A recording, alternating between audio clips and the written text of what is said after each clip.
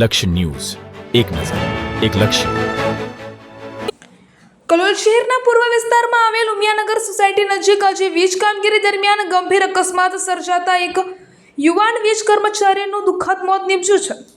આ ઘટનાને પગલે વિસ્તારમાં શોકની લાગણી ફેલાઈ ગઈ છે.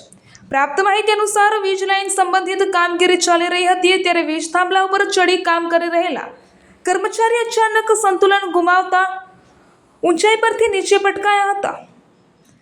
અકસ્માતમાં તેમણે માથાના તેમજ શરીરના ભાગે ગંભીર ઇજાઓ પહોંચી હતી. આસપાસ હાજર અન્ય કર્મચારીઓ અને સ્થાનિક લોકો તાત્કાલિક મદદે દોડી આવ્યા હતા અને ઇજાગ્રસ્ત કર્મચારીને સારવાર માટે કલોલની ખાનગી હોસ્પિટલ ખાતે ખસેડવામાં આવ્યા હતા. જો કે હોસ્પિટલ ખાતે ફરજ બજાવતા ડોક્ટરોએ તપાસ બાદ કર્મચારીને મૃત જાહેર કર્યા હતા. આ મૃતકની ઓળખ નરેશ પ્રહલાદજી ઠાકોર તરીકે થઈ છે. યુવાન કર્મચારીના અકાળ અવસાનથી પરિવારજનોમાં શોકનો માહોલ છવાઈ ગયો છે. બાદમાં મૃતદેહને પોસ્ટમોર્ટમ અર્થે કલોલ સિવિલ હોસ્પિટલ ખાતે ખસેડવામાં આવ્યો હતો. બનાવની જાણ થતાં મોટી સંખ્યામાં વીજ વિભાગના કર્મચારીઓ, સગા સંબંધીઓ તેમજ પરિચિતો સિવિલ હોસ્પિટલ ખાતે ઉમટી પડ્યા હતા.